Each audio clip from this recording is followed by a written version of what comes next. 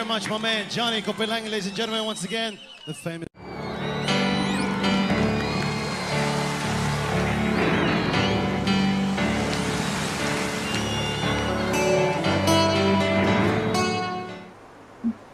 Ia, te au lea nganga whiawhia, ia, toi whaatalofa, toi foi, ia lasi o te tātou atinuu, ia, ai moise lavo nei tātou paanga, ia lo avea pia tautua nei Loa Bay Global Networks, ia mau wo, ia mau paanga, I so se taimi le aso. Ia, te au lea nganga whiawhia, ia, toi whaatalofa tuai, le suafa manu malo Yesu Kiriso, ia le neifo I tula le awhiawhi, le aso rosu mal fitu le neo le masino Novema lo le tausanga le lua wiva ia le pese pe o na amatalia ele tātou a porokalame le nei afiafi ia pe ua toi whawhangu mai ai langona ia o le temi na afia I SAMOA ia I le mana whale nā tura pe o nei ai ia le tsunami le lua fimuleiva ia ele o toi pose lilo nei lava vai tau ia o le tumutumunga lava ia o lo ave I tala nanga mai nga uma ia o le whaamai matautia ma le onga le misela ia pe o na whaamawina ia le tolus fultolo I la tau leo mau soifua ia se teimi o luma ia o na wili ili atu fo ili tātou tala mai SAMOA pe o na tāna talia so tele ia ai mo teimi nei ia o se ata puuna pe o na iai le fonitanga leo tustala ia ma le fionga le ofisa sili o na tanga luinga soifu maloloina ia I le awhiawhi nei le awhionga ia le osa Dr. Takena Seri. Ia, whiawhia le ngai whatalofa nei tātou paanga whatalofa atu epi o sefo ia lefe o mafuta mai ma loa le soifua o mafuta mai I California I Amerika te tonu ia o Amerika te minei ia whiawhia la wala to o matua I malu lu lo o te le winter ia o SAMOA nei ia e tō mau lava le sau vevela o SAMOA ia e le suia e ui o loo waaia I fsusu e inga le tau I se teimi o na e whawhonga la I le tātou tala le tau pe o na masani ai ia ai o loo fisuisu ia e pea ia winga waaia o le tau e ui le o loo ki lia lava SAMOA le temi nei e le o yaini lapta inga ia o ni tūlanga o ni a whā ia o loo fōtua I mai lungo le atunu pe tai ia e pe ia na whai atu stemi o sola ia le tātou pukalami foi le aso nafi o lo o iai SAMOA I vai tau o a whā ma lo longa e pe ona ia Novema sa ia pa ia masino matia ia perila e o masina nei e whai tete ai lava mata I sauni uni SAMOA I so se teimi e a whea ai ia e se mala wha natura e ala ia whā ia ma lo longa e ala I ki munga ia ai e pe ia on tata noa atu ia o le nei lava I tau ia wa whai wata tau musu fo I lele whaasala lau ia tūlanga wo ia le whai numera o I lato mauso I fua ia oe whainga tai o le tau atu ia ma le whai loa atu ia ma le vaai atu I tūlanga whaanoa noa ma maftianga wo iai ia nei a inga ma mātua ia whaanoa noa ia ona malanga malima le oti ai mana tua a wa tātou te vai ai e leo tūlafo ia tātou e le tua e ale le nei vai tau o lu I tau ma vaenga nei I e ni seo nao tu ofiseli va pe ai ni mala le ai a wa ana se atua e a mai ni mala ia wa le va ona tau ona a mali li mo se tu lo ila to lo sa e fo to tele ia I ni seo lo fa pe ona o la to fai mai ita inga le malo a wa tātou te fai ti o te nei o le tu fa atasi mata talo ma na pomu ia a wa lava na ia tātou fa nau a wa o vaenga na mal fa no o fa mai o lo fia e os fa ia nei fa nau ma pepe ia e mise lava o le wa mai le tu wan lalo o le ofisa sili o tanga winga so fo malo ina fa mole matua a fai le face to go pelo walo o le taimile nei e pau lava le nau le wala e lavia ia mai so fo lo walo mai I le mau I le nefa mai le anga ia ai aona I whafonga me lor tātou tala o tau pe ona masani ai mitu la le fiafi whamawina lo fisa vai tau le fiafi nei o winga le tau o awa sa vile angi maa lia mo maa lua le tonga po sa vile mai saute o lo ofti ai SAMOA whaatasi ai au manai timu inisi o taimi mo o polu vaenga matu I sifo fale wha pianga I manono mo le pone e ufitia se vaenga le langi e au Manai timo iai. Mo vaenga I se sae sau te sifo e au fia ia le pata sa fata si umu anga I le whanga. E au oi ni se o teimi manai timo mai ono fea lolo no mawha e pupu I ni se o vaenga. Mo le motu tele I sa la whai, o lo o whapea mai le tala o tau e ufitia se vaenga le langi e au manai timo iai. Ia, o le vaenga na tala o tau, pe on tu ina mai, ia, e le ofisa va ai tau o wa lava lo no fisi le fia. Ia, e mese lava I tātou o lo ala lampapa au sa monei. Ia. Whata alofa atu, ia Elizabeth Siloto. Ia, le uso ia Elizabeth Siloto lo mafuta mai au kilani ni sila. Ia, ngafa ia kalai ma lo lava ngafa. Ia, wha malulu atu o toi maa wala wa soifua ngafa. Ia, awa pasi mamau. Ia, wha manuia atu ailo wa soifua. Happy belated birthday. Ia, o se tasi o paa anga mamai o tātu pukalame. Ai, pio di sinam ta opole ta no atu ai ia ilunga lava le fa mai le wa ia SAMOA wa mafati ai to tele ile nei fo I vai tau ta lo fai ia inai a inga o le si fo tuanga ba lo si le wa mai le ofisa so fo malolo ina tau tu analisi si o manga a fai o na wa maua ia lo walo por tanga te matua po I lava lo wa inga tau mo fai tu ese lava I se potu po se va inga I no foi na o ia ai pui malu mai le savili mai le susu fa mole matua e le o le fa susu o le tali le o le misela se ilonga lava e sa sao mai fafo se tu lo ia le pata o lo I le tino tama titi o ina fa to ama fai lo ona fulu lo se tu lo I vai la au avatu le fale mai ia ai o le tui lava le tali o le temine o le tali lava na fa o to tonga na mo o le tama tina e ala I lau pepe o I lava o la fa nau e le fai stu pui fa mole o lo fa sa valia tatu tu pui tu ai nu mafianga o lo ave fa mo ya o tona o le lalo mai lava le lima tau sanga lo la pata I mele mutanga lo se fu malolo ina o ila to le o le silina afia to tele ila o mali li le wo atu ele sfurma le onu o le ala na o le au ngani mai pea ia o le tātou tala wenga wha mole o le wha se ina I nisi lava o tala ia ma wha tō sina e ala ele wha lea ngā ina ia ngā wenga lai taula se ai tua I nu mawhianga ai o le temi nei o le priority ala matua o le whai o tupi pui alo walo Patala wha te ai dia leota ma lo lava soifua nei tūla lo mafuta mai au kilani New Zealand ia ai ole tulanga na pe ona ila mtanga tatu pukalame ele umi la foi o se temi o iluma ia ona mawale sina fa tata no pupu lava male te mai tai ia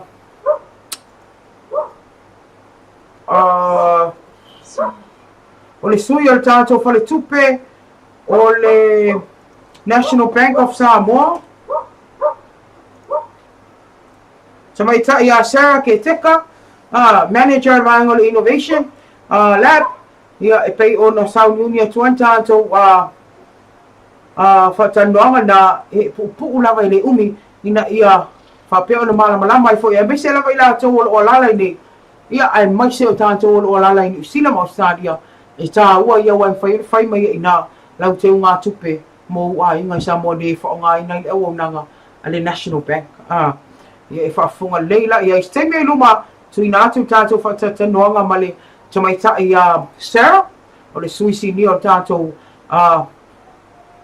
company po le fale tupe anga le o lo o tu mantau au e lango ia tato tala mai Samoa ia le National Bank of Samoa ai o te inoa te minei o la tato wola mai sina malo lo popo le ataliu mai ia o na tu ina tu role o tato familianga soifomas whanau ia o te le o mai loa po o le mea o vanoa tuanga le ia yulai ngale e tu ina mai ia sina o te otonga foi o tato tala I longa ia ai o le tato pukalame na nei tu la fiafi taliu mai tato malolonga tu ina tu loa tato whamnianga soifua maswa na upe o na lango malo si ai le company yang le le Free Plus I vai loa fale ata malo na val mafuta mai malo le sai o le tato o sina malolonga taliu mai whaanga solo tato pukalame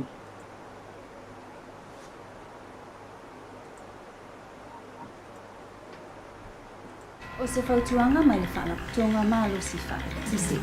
Tutongi wape lau pili ngoli, ai le ia tole tolu sfulwasu taluna e tawina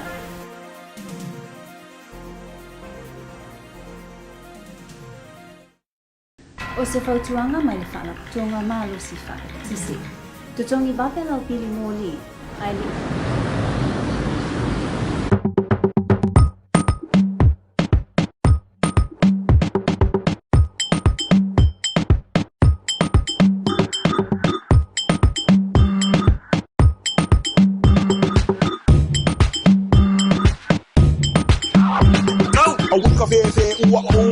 la se fa amole mole kuli se si malulu wi amole alova mai mai di ma fa amole mole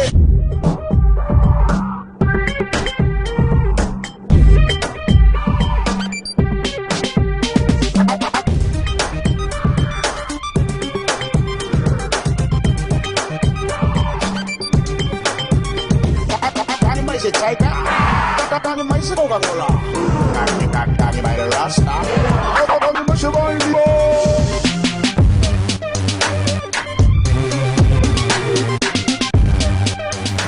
Pili moli o loo ua whaitau ina i laso muli o masina ta itasi. O laso lua se fulu o masina ta itasi e whaangata ai o na tutongi mai pili moli o masina o tuanai. Sila sila i le pito i tua o lau pili moli o masina ta itasi mo ia sa winga ta ua. E talo sanga ina la o tau lango sua a wale so longa lelei o le tu ina atu e le tise i lo o tau mamara. Wala au mai i le ono 555 o mo nisi whaamatalanga.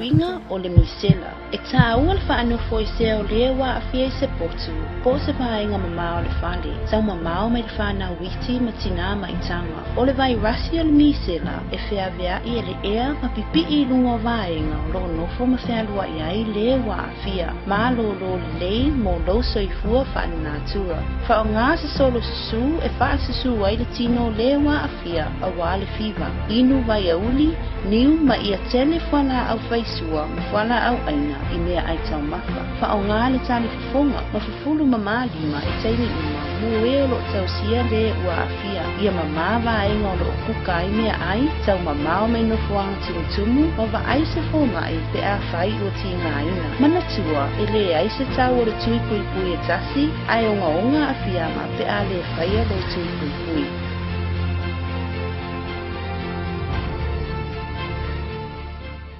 Puipuinga o le misela.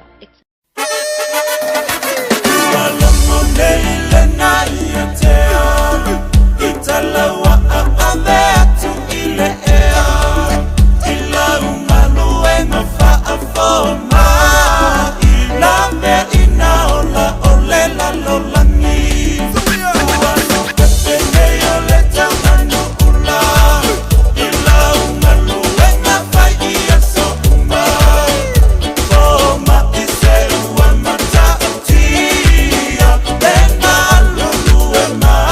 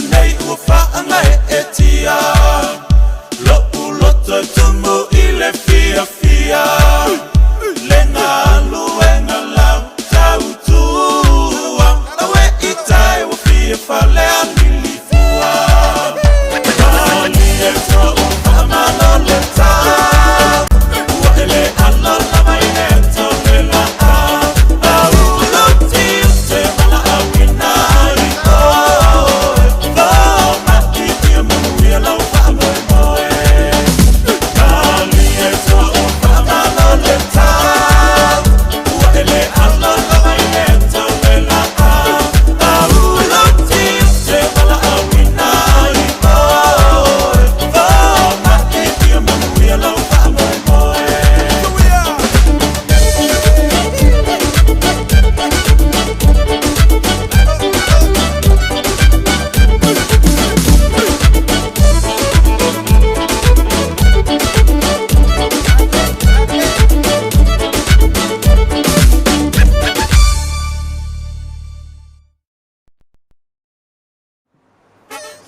Ia, talofa lava le tautaliu mai al tātou pokalam whaangasolo solo. Ia peo nei mea fiafi le tau fiafi ma le loa bei. Ia o ame lo tau fiafi. Ia nai o tātou tinam te mama tutua i le whaangaluina lava o tātou pokalambe. Tau tele la o tātou te whai le aso ma le aso. O le tāpta po ia o whaiva o lo whiangai ma le atunu. Ia ai maise o le au sāle vi, Jamie lava nei. Ia o lo tāpatapa i le au. Ia le lafu ma moe ia te oto ia mo ni whaamalo si au ia awa lava ia du i tawo lo o whewanga ia nei le atu nuu ma le whaamai whaingitao le misela ai o le teimi nei ia o leo te mātau atu e le o ia inta to whaamrianga so i fumas whanau ia i ona o le tele o le ave uma ia mawhauwhaunga na i le whaanua no whaatasi manai a inga e ana whanau ia wo o atu toru o whanau lātou soifua ia po tangata fo i o leo o mani liu e ala le bistela. Ia ai le mawhai a ona tu ua whaamrianga lau po kalame ia te o te uma lo o whaamnatuina ia aso soifua le so le aso lusful fitu ni o Novema ia po le aso lusful ono fo i o Novema ia inisi o malo po atinu e pe o Amerika Samoa ia ma territorial mano tele ia whaamanu ia tele le atua ia o tau aso soifua whaapopo nisi tau sanga ia wa lava ia tiute o lo whianga i matai tu tasi ia ai whaamawina i le anganga le whaatai tele e le mawhai o na te ua i lalo le lango sua tātou company a le freight plus i mai lo whaleata whatalo whaatoi whaletua i atu i loma ia ai maise o le awhionga i le li whai pule i a whamwina Wayne Fong ia ma le pulenga a tōma le o whainga luenga i la o tō ngaluenga tā ua temi nei temi pisi lava nei o freight plus i mai lo whaleata i le tele o whaamomoli mo a inga i Samoa nei mai atu mao mane tua ia asi lunga lato Facebook page le mawhai a ona emisia whaamatalanga umalava ia e ala le awonanga Freight Plus i lunga lato Facebook page Freight Plus i vai loa whaleata ia o nisi na vaenga tātou pokalami ai pe an whai atu ia wale mawhai whi ana Mosef so ta inga ia ma le uso ia Sarah, o le vaenga le National Bank, ia ai ona ua whai e samalo longa Sarah nei teimi, ia ona o le tātou pokalame ua mafua ona tuai, ia mo le sila fia, o le ana awai atu se tasi o whamtanga pitu sili o mta ua, ma le awhionga i le ofisa sili o mtanga venga o soifu malolo ina ia longo ina lo o topa ia mlo o topa malu, i se tūlanga wo o iai, le whaama i whaingitao le bisela, o le mafuanga lana, ia o tuai a tātou pokalame ai le mawhai lava ona tu ua e tu ina atu pea o nei tāua lo sila fia ia o mea o lo whapea o nā ngā iei whōlau ngā Samoa i le nei i teimi o le whai uina tausanga ia le walu tia i whainga tāmpo po ngai ala le whaama e mistela ia e o whai tātou tālai tā longa pea le masa ni ai ia songa fuasa lulu masa reile ia o te iloa ia o lo tuangia le tuangale ia iulai ngale ia ona o nisi foi o sio lato a inga po se tasi o whanau le ainga le na whapea o na maliwa i foi se i tulo ia ona o le whamai a watu e whamai senga e so se a inga lava i tono le atinu po o polo po se vai po fia lava manono a polima ia o fea lava le atunu u leo o fitia le au puisa ono le vala au le tua ala le nei fa mai i nai whanau fa mai se le nganga le tua ia to tau wala atu tātou pukalame nei o le tau fiafi ma le roa bei. Ia e ni se vai ngā le tātou ma tā upu lava lea le misela. Pei ona wa aia. Ia ona o lea ua umon tā pena tātou tala mai Samoa. Ai o wa aia tua i loa le mana i o se tasi o pepo whamtalanga mai le company wa a lele alo wa tunu. Po le Samoa Airways. Lea ua lātou wafo ina fua atu e unomas te tongi. Ia utama whamomoli lava. O loo au mai le lātou o nanga po le lātou le company wa a lele Samoa Airways. E fisosoani ai mul whaamai nea misela. Ia o le vaenga leo fisosoani le Samoa Airways. Ia whaamaloa tuai. Ia i le fionga ia tuwala se Yuli. Ia o le tātou CEO. Ia ai meise o le pulenga mlau whinga venga mole tō whafta lai. Ai meise o le tuina tō tau o fisosoani ai le malo temine i le avenga. Lea o loo tau ave. Ia ai meise o lo mana o mia lava le tele o se palai. Ia wa lava leo foi nā tō fisosoani. I tangata uma lava leo wa fia. I le whaama i le misela. O le siwa enga ia o na sila fia i mātua, a wai e mātua o le na whesiringia. Po le a tonu ale vai la au le ito tonu ale tui lea pena o le misela po a fia o mai le MMR, po le misela o le MAPS, ma le rubella. Po le ngoa le whaominga na o le ngoa le tui na le MMR, pe o na pepeste ito a tele. Ia o le misela, o le mami, le pe o na whasa moa ina tātou, ia ma le rubella. Ia, e peila ona ia i se isi vaenga le tātou whatanoanga ma le fionga i le ofisa sili. Ia le ausa. Le usa o noa manino a le ausa. O loo iai mo i te sonu le vaina au e tasi. Le MMR. E pui mo mai tangata umo Samoa. Mai siamo wha mai umane e tele ina a fia. Ia, so o se atunu. Ia, o le talala na e te tawai o na wha malo si au i mātua. Leo lo o wha pala pe ave ala tau whanau i whaitui pui. Wha mole. O le taimine o tauna e mataala, ia ma e tilo foi. O le whaamaumaunga, o whanau mai o mali liu, ia i le nei whaamai whangita, o whanau e le whaientui pui. O le sona tā ua nā mo tātou peo nā mai, tāngal wenga whaamole. E le o le tali o le lauti, e le o le tali o fufoi sina. O le tali nā mo na o sina mapusanga. Ai, mo le Slavia ina o soi fua tamaititi mai le maliwai. O le tali al tui pui. Ia nisi na vai ngop sosoani tu ila po kalame ile nei fo ia fiafi ia e tantan doa to fo ilo to po ia mo to mal ia mai se o le sila fia ila to ia o leo lo o fia ilo ia tawolu manga uma ala nei fa mai fa ngata e pe una afia i tanto o tino au te lo te minei ia la to wolo sina malo longa pu taliu mai lo ona e fa fonga lo ia le o to tato tala mi Samoa. E pe ona lango malosi ai le company anga lelei po le falitupe anga lelei le National Bank of Samoa ai mai se o le falitari malo family e loto o le Skyview Villas iti a papata. La tātou oasin malo longa taliu mai whaafonga i tātou tala mai Samoa.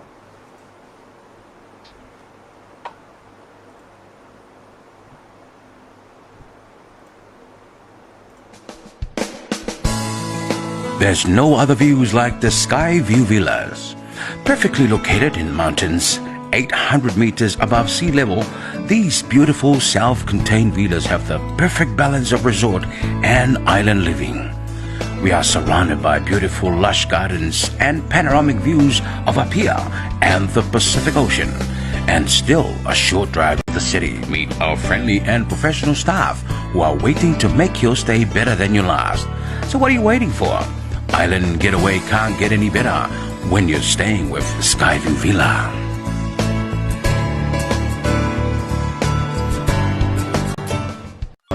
Hello, Dad. Hello, kuping ola faklo kaya nga kuping nga National Bank of Samoa. Umang kakangwang sakiraya. Iya, win may pera mo kupi. E wala isang pafkakele lama. Ipe lo ai ka fu kumulay na fa. Ele se ve la ka oi for kupe. Oi ai. Fa nga ka wala easy bank.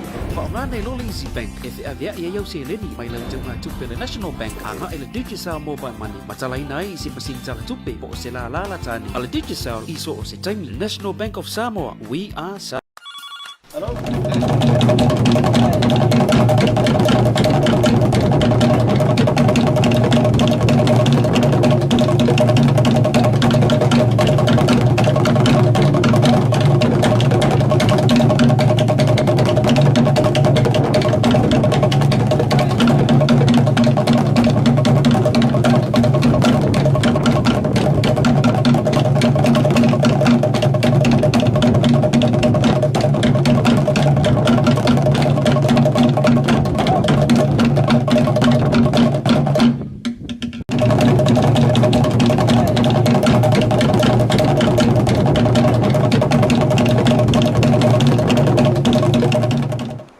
talo fa lava ele toi taliu mai o tātou pakalame ia le nei foi tūlanga le afiafia e usi mai lola whaafonga ia is whaapuponga lei o tātou tala mai Samoa e pe ona lango ia ele tātou whalitali māloanga le lei ale Skyview Villas ai mai se le whale tupe whai mea mawhai toi whaatuatua ino le National Bank of Samoa.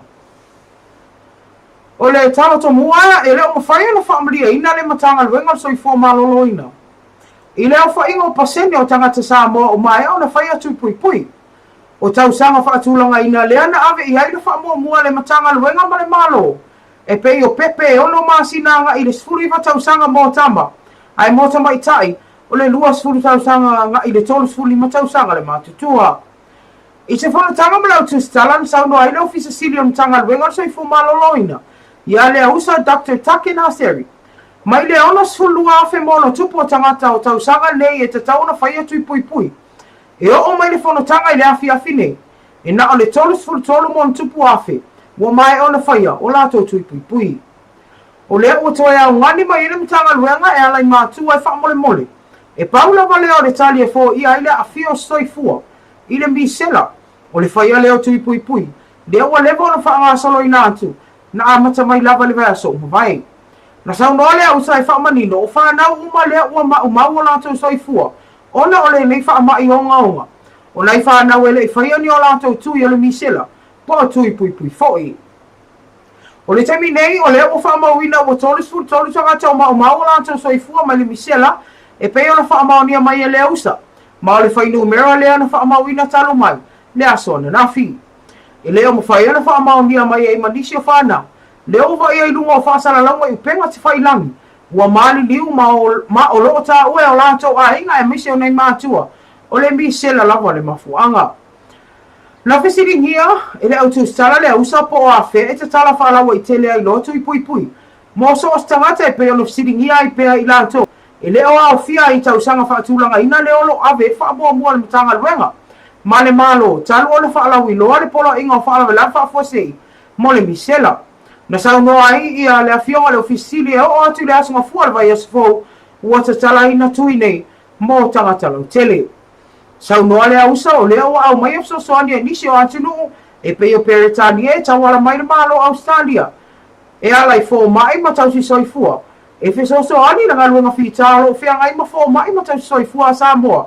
I le temi nei. Mai le ngata i lea o Tahiti. Leo lea au mai e fo inisi o ana fo mai ma tausi soifua. E so ani le vaenga leo lo fea ngai manai fo de avenga. O lo fea ngai manai fo mai mtau soifua a Samoa. I le telo i tu la whainga luenga wale mawhai o na maua se malolonga. I te tonu a luas fulwha i tu la o mawae na whamawina ia o atu le lua se lau whaas fuluiva. I la tau wa a fia le misela. O le au whainga o tangata o whamawina ua maua ma a fia le ne wha mai. E o mai le a fia finei. E lua afe ono se lau valus fulmaleono. E a vea ine nei ama no ai wha mai se atu ai tala mai Samoa i ai ngama mātu a loto wha avau. O whanau mai lato uma o lato soifua. O no le nei wha mai mata uti o le misela. E nisi o tala e winga i so ali miso nga se leni le o whaia nisi lunga o penga te whailangi e whaungai nai wha mai o le misela. Sa ma whaia siringi ai e tala mai Samoa i ale ofisina mtanga luenga soifua maloloina i ale ausa Dr. Take Naseri. Le whaafewhea no mauti noolo o alu tonu nei se leni o maua po o sosoani. E alai nei so e ngā tupe sosoani ai mo nei a inga o lo maaftia. Ma tangata o mau so i fua o. E alai nei wha mai mtau tia. Aina sau noa le ausa o i tūtau sosoani uma. O lo ngā whatau lima ina le ofisa tūtono whala vilawa whafose i a Samoa. Po le National Emergency Operations Center. O lo i tuana i mato mao ina. E te tau o nei loa ai, ia fo ai uma a wā lava sef sosoani. E tu ina ato mo nei a inga e mise o a inga o mauso i fua nei o lātou tangata. Mai le wha mai sa wāle nei. O le misela. I tala me le wha masinonga o le awauli nei, le ana tūla i ai luma le wha masinonga mawalunga. Le tina e soa whai a Christina Schuster. A wā se whai unga le wha masinonga mawalunga. I ona mōdi anga le umia ina o whala au whasa ina le marijuana. E peo na ia te ina o mōria o ia. E rei tua leo. O Christina na mōria whaatasi maronto o rua ia Jeffrey Schuster. Le o whaafare pui ina nei mo le umia whaatau sanga. Ina ua ia i o ina ona modi anga le umia ina whaasol tula fono. O la au whaasaina le marijuana. E ala se os whainga leo na whaia i lola whale. Inu u fau. Ile masina o te sema. O le tausanga o mwae. O au whainga marijuana na maua le whale le nei unga ni ina u os whaia leo. Ma whamaunia mai le ofisa so e whaasai e nisi e SAMOA po le straws.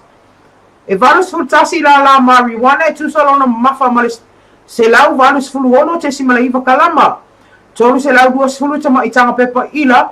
O lo iai lau lusi o marijuana e tusalona mamafa. Ma le afe fa se lau tolu fa te si malfitu kalama. O lau lusi o marijuana e tusalona mamafa. Ma le 2 fulu valu te si malfiku kalama. 2 fulu fa si kareti marijuana. Suina i tono se foio. E tusalona mamafa ma le se lau su fitu te si malvalu kalama. Ato ai ma se o ngā marijuana i le ai lau. I tōna manga le mita upu i le teimi o le loilonga i no te ena Kristina o na morianga. Ma tā uai, o ia e nā te leilo a ina mani tūlanga tau whata wa inga o marijuana. O whai alo no toa lua e pe o na io ila. Na ia tā ua o ia e tele ina ova mai mānawa atu lava moe. Mai le mo moe fo i malon toa lua i te lo taimi. O marijuana uma nei na fsiringi ai Kristina pe ai se aile o iai so na malama anga iai. A o lea na tanu mai umai lalo le lafa malu malona toa lua. Aina ia whaadia o ia ele mo moe malona toa lua. Mai se ase fo ia alu e alu leo mukuka. Le whaafsanga i tonu ma le potu. O lo ia ile moe ngai pe o na tanu mai ai. Marijuana e pe o na tua ia. O se tūlanga ile Italia le whaamasinoa. Ona na sau noa le whiunga le whaamasinoa ia le a tau le sa Daryl Clark. E whainga tā o na talia le tu ai ngā whamatalanga na whaia Kristina. I lana mori mau. Ona o lae nofo ai le la whale malona toa lua. Mai tata ona i eiloa. Mea umalo o tutupu. I lo lato whale le telo taimi. O le ala le ala whaamaunia i loa le awhionga i ale a tawari sa. Ia mori anga whaasanga i le tina e Kristina. Mawhisiringi ai lo o ia i le awa uri ane le la. Po le ase umi o se taimi e mwhai ona fitu una i ai. Ma se isi alona a inga. E winga i lana whanau. Ona o le whaasalanga le o le atu ina atu le whaamisinonga i a te ia. O se whaasalanga whaafare pui pui. Na tari Kristina, na o lona tama. Ai peitai o lo malanga i fafo mai fato ataliu mai le masino mati. O le tau fau. Peitai na whaalia i le ata wale sa e le mawhai o na whaatalia i le whamisinonga. I le umi le na e tu ina tuaisa na whaasalanga. Mo ia. O lea, ua fuafua ina i loa le aso tolis fumaltasi o le masino i anuari o tau sanga fau. E fufonga ina i se whaasalanga le whamisinonga mo le neitina. Le ua whale pui pui fo i lon tolua. Peitai. E ia le la whanau e tō tolu. O le taimi nei fo i o tāwhia o mo whamsinonga tau a ingam tūpiranga tala vau o le whamsinonga whai tūmalo. E pe ona iai se whaasisilanga o whapipi e whare whamsino a mata whamalo sia mai le aso ana nafi.